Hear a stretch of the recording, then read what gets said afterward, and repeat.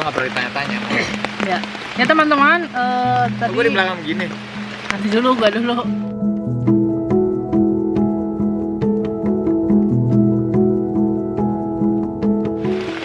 Ya, sip. Oh udah. Oh, jadi merah tapi ya? Oh, apa deh. Makanya Jangan. mending dari sini. Dari Oh, sini. ya udah. Dari sini. Walah gini. Basah dong kameranya. Oh, nice job, nice people. Basah nggak? Masa basah lo itu? Enggak kok. Ini apa? Enggak bisa. Tinggal dikit. Bung mau nanya nih. Bung naik gunung dari tahun berapa atau dari umur berapa? Tahun berapa deh? Dari tahun 2012. 12 berarti sudah naik gunung sekitar 10 tahun. 9 tahunan. 9 tahunan. November ini 10 tahun. 10 tahun. Terus kalau naik gunung mulai direkam itu kapan? Mulai direkam itu 2017. 2017. Waktu dulu nggak ngerti kalau YouTube itu bisa diuangin. Oh gitu. Tahu sih orang-orang jadi youtuber gitu, tapi guanya nggak pernah mengira bahwa YouTube itu bisa jadi bagian dari hidup gua gitu. Oke. Nah, kalau nge-YouTube untuk pendakian sama Bung juga kan penulis juga, terus pemusik juga, seniman lah. Itu duluan yang mana terkenalnya? Duluan yang mana? Ya. Duluan yang mana? Ininya apa? Bentar, ini dulu. Bensin. Bensin. Nah, duluan mana tuh? Jadi orang tuh kenal Bung dari apa dulu gitu?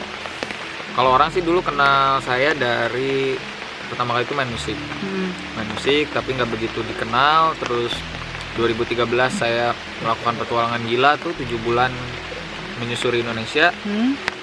Dan lagu-lagu yang dulu udah saya ikhlasin gitu, kata saya tuh nggak terkenal. Okay. Dan saya memang menyukai dunia petualangan. Terus tahu-tahu dari 7 bulan petualangan itu balik-balik lagunya jadi hits waktu itu. Atau kenapa lah, karena hoki kayaknya ya. Jadi, ini mulai cerah. Jadi waktu itu ada lagu judulnya April sama Waktu Yang Salah tuh booming banget 2014 waktu itu.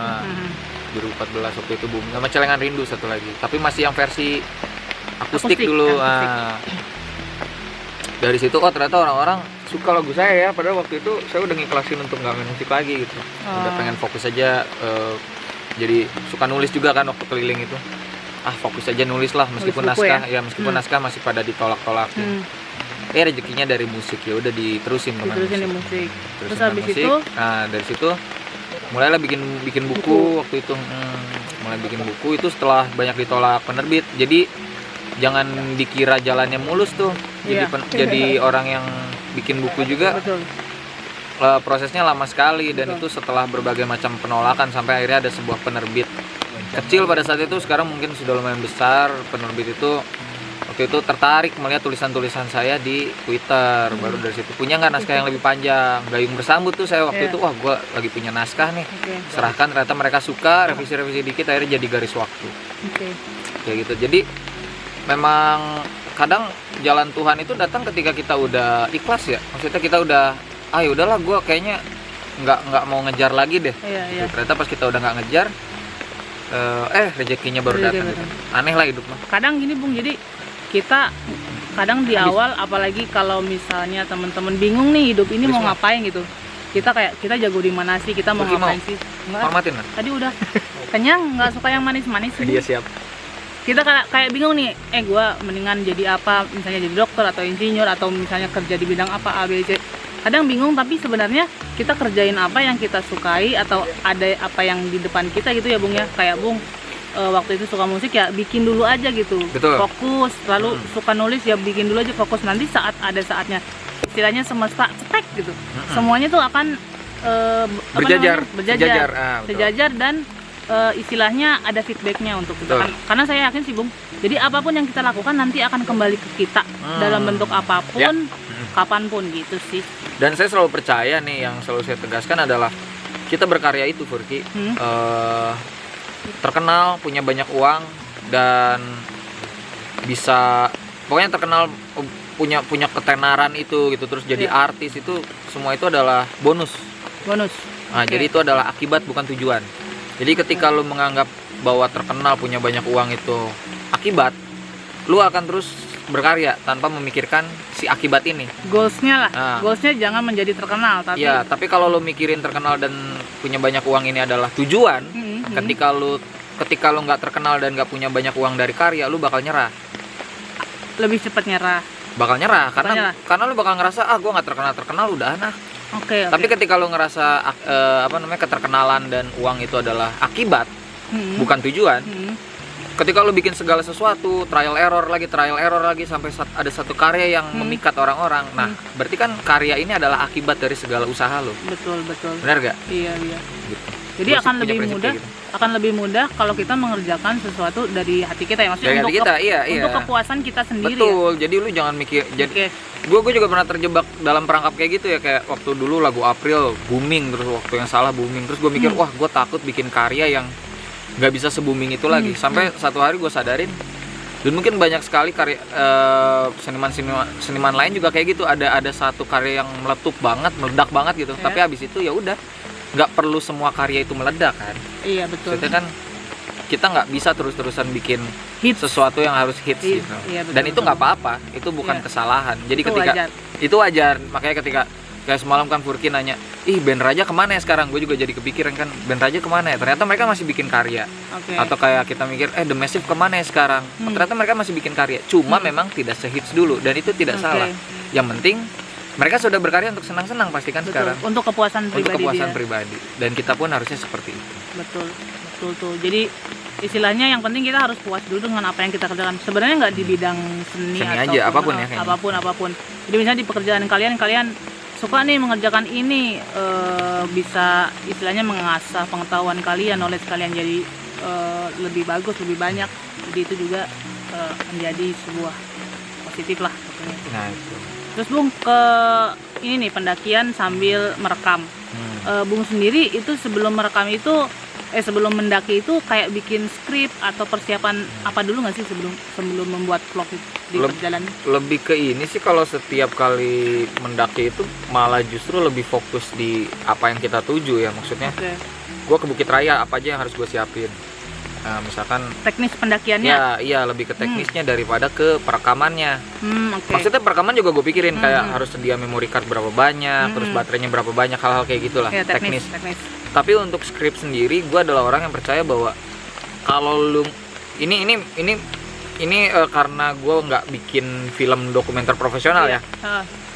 Jadi ini karena emang ini pribadi aja. Karena emang gue ngerasa bahwa ketika gue ke satu tempat tujuan, cerita itu belum ada sampai gue bener-bener ada di sana. Menurut gue kayak gitu. Oke. Kalau gue dari awal udah ngerancang, gue mau ke Bukit Raya nih, nanti yang gue ceritain ininya, tahu-tahu nggak ketemu, bete kan jadinya. Bete jadinya.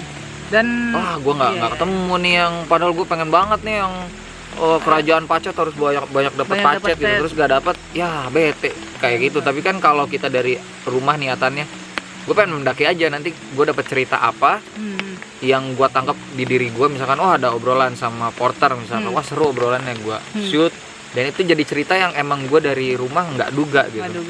Dan ketidakterdugaan itu yang ingin gue share ke orang lain juga. Momen tersebut. Jadi nggak dibuat-buat gitu loh. Oke. Tapi itu beda-beda ya, maksudnya nggak salah juga kalau ada orang yang nge-script preferensi beda. orang beda-beda. Ya. Maksudnya mungkin dengan adanya skrip dia udah pernah ke gunung itu, pengen ke gunung itu lagi. Atau emang bikin film dokumenter profesional kan harus pakai skrip dong. Pakai skrip, betul. Nah kalau misalnya orang kan kadang kayak misalnya udah pernah ke Gunung Gede, terus ini untuk YouTube ya, terus dia mau bikin YouTube ke Gunung Gede, kadang suka malas, jadi udah banyak yang bikin YouTube ke Gunung Gede gitu. Nah kalau menurut Bung gimana tuh, kayak apakah tiap pribadi orang itu punya si storytelling yang berbeda-beda yang bisa membuat beda daripada orang lain gitu kan? Bung juga kayak misalnya saya ngelihat YouTube-nya Zawin sama Bung yang di Latimojong, itu kan pasti berbeda dan dua-duanya juga disukai gitu. Jadi mungkin ada perbedaan-perbedaan apa gitu yang jadi jangan takut bikin YouTube dimanapun atau pendakian dimanapun cuman karena udah banyak gitu. Kalau gue sih ya sempat kemarin bahas juga tuh sama Chandro tuh. Jadi kita ngebahas bahwa kita tuh sempat ngetawain pertanyaan kayak pendakian mana sih yang paling berkesan, pasti lu sering dapat pertanyaan. Iya pertanyaan. Furki gunung mana sih yang paling berkesan? Furki gunung mana sih yang paling menantang? Kalau menantang sih kita masih punya jawaban ya, tapi berkesan itu adalah tricky question karena gua atau mungkin Furki juga ngerasa bahwa setiap gunung tuh punya kesan masing-masing. Betul. Dan semua memiliki ya semuanya berkesan. Semua berkesan. Kalau bayangkan gini. Abah Bongkeng pernah bilang gini, saya berulang kali ke Semeru katanya. Tapi setiap kali ke Semeru, kesan yang saya dapat berbeda. Semuanya berkesan tapi kesannya berbeda.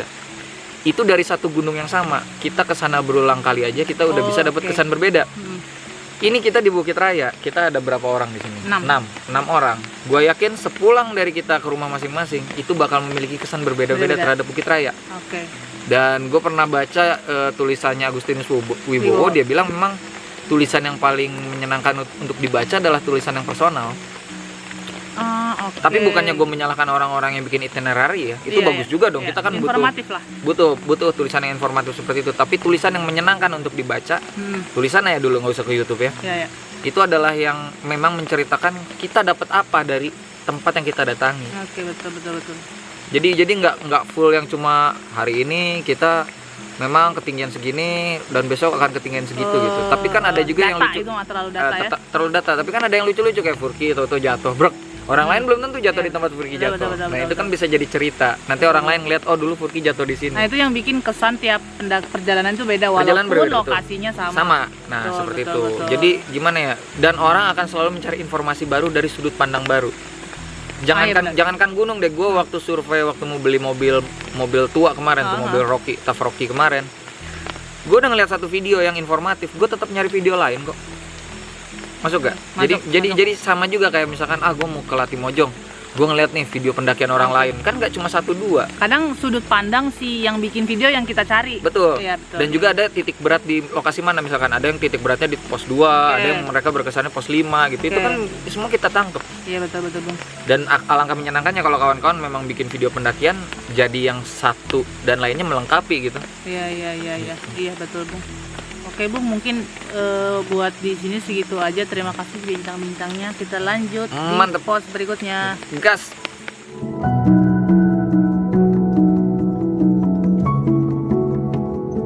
Ini sekalian ya, mungkin kawan-kawan juga jarang yang tahu. Suara apa tuh? Saya kirakan tuh. Nah ini memori, saya bawa memori. Memori dan baterai. Kan itu lagi di shoot. Nah ini saya sebenarnya membawa memori cukup banyak, tapi ini belum sempat beli yang baru lagi. Jadi biasanya saya membawa yang 128, ini harganya cukup mahal, jadi saya beli yang 128 dulu. Kenapa saya biasa memisah-misah, misalkan 128, 64, 128 kayak gitu? Karena saya adalah orang yang berpikiran rada kuno ya. Saya takut kalau memorinya 256, amit-amit ya, korup, itu banyak banget yang hilang. Nah, tapi kalau saya bergonta-ganti memori, at least ada beberapa memori yang bisa terselamatkan. Nah, itu pola pikir saya dari dulu. Betul. Apalagi kita ke alam liar, kita nggak akan pernah tahu apa yang terjadi sama tas kita. Sama tas kita, sama perlengkapan kamera kita. Karena saya selalu berprinsip ketika kita ke hutan, itu kita udah nawaitunya memang udah nggak apa-apa. Kalau rusak juga ya nggak apa-apa, karena memang membawa ke hutan ya resikonya ada rusak. Apalagi untuk drone tuh Fur. Jadi untuk catatan juga kalau untuk drone, sebenarnya ketika kita memori udah cukup banyak kan, kalau di drone itu yang ditakutkan bukan ketika drone-nya jatuh, tapi ketika drone-nya jatuh hilang. Memori yang dari yang sebelum-sebelumnya hilang. Biasanya kalau saya tuh kalau udah banyak menangkap, nanti memorinya diganti. Jadi bawa yang mikro juga. Jadi mending kecil-kecil tapi banyak gitu ya? Iya, kalau saya sih lebih mending kecil tapi banyak. Jadi terselamatkan lah. Karena mungkin karena beda juga, kalau kita kan karena ke hutan resiko terjadi sesuatunya lebih besar daripada di studio mungkin. Terus ya itu memori manajemennya tuh kita selalu ngitung, misalkan kayak oke, kita akan merekam gue biasanya 1080 ya, belum berani ke 4K karena aplikasi buat ngeditnya juga masih berat. Waduh, tar dulu ada yang pertumpahan darah. Kena lagi saudara-saudara. Tapi itu kayaknya udah jatuh deh. Udah jatuh deh. Itu banyak itu Ki. Habis ditembak Vietcong pasti ya. Oke, itu untuk memori. Kalau untuk baterai? Untuk baterai saya biasanya membawa, kalau Sony itu, ini saya nggak di endorse ya, tapi Sony itu termasuk yang baterai manajemennya bagus dia. Apalagi yang teknologi baru nih, yang seri inilah yang baterainya udah gede tuh. Dia satu baterai itu bisa kalau kita full shoot terus itu bisa sehari lebih kalau di hutan. Dan saya biasa bawa 5 baterai kalau perjalanan panjang gini. Plus power bank juga bawa sekitar 6 power bank. Nah itu biasanya tuh kan kamera punya baterai sendiri, ya kan? Tapi bisa di charge juga dari power bank. Nah itu didahulukan yang mana? Misalnya hari pertama sudah habis satu baterai, nyolok power bank dulu, apa langsung ganti baterai dulu? Ganti baterai dong. Nyolok power bank itu sebenarnya kita tahu misalkan oke, dari 5 baterai ternyata 3 baterai udah habis. Terus di beberapa hari ya udah ketika kita tinggalin misalkan di tenda kayak misalkan kita mau puncak nih nanti. Itu kan bisa ditinggal tuh di tenda. Si 2 baterai ini dicas aja dulu karena casnya kan lumayan lama tuh. Kayak gitu nanti dia kan ada auto shutdown-nya kan biasanya kalau charger itu. Jadi tinggal balik ya. Jadi prioritiin ganti baterai bawaannya dulu. Ganti baterai dulu aja. Oke. Tapi kalaupun emang harus ngecas, kawan-kawan kalau waktu yang paling tepat ngecas ya pas kita udah nyampe ke camp ya, udah nyantai, udah mau bobo, itu cas aja. Setiap ada waktu lah. Kalau bisa, dan charger itu selalu dihemat-hemat untuk kamera, prioritas ya kamera, terus kamera yang lain kayak GoPro semua. Baru jangan gatel ini sih sebenarnya, jangan gatel kalau di hutan tuh, jangan gatel nyari sinyal gitu loh. Apalagi gunung-gunung kan suka ada yang kalau komersil untuk itu untuk kamera HP ya? Ya, terutama kan power bank kita biasanya share kan antara HP, kamera. Kalau kawan-kawan makin gatel ngeliat HP gitu kan, itu baterai makin cepet habis tuh. Biasanya yang harusnya jatah untuk kamera jadi ke HP gitu. Atau mungkin kalau gitu mungkin di kamera jangan terlalu lihat kayak ngelihat hasil gitu sebentar aja paling. Benar. Kalau kita nggak pengen sih lebih ke udah satu kali ini nggak ada shake, pertahankan kayak gini. Biasanya kan kalau videografernya misalkan siapa Eki gitu. Nah ini udah nggak ada shake nih, go kayak gitu aja. Sisanya kan tinggal udah sistem yang penting dapat aja lah, iya. Gitu. Kalau gue sih gitu. Memory management sih paling penting sih. Terima kasih. Siap, mantap.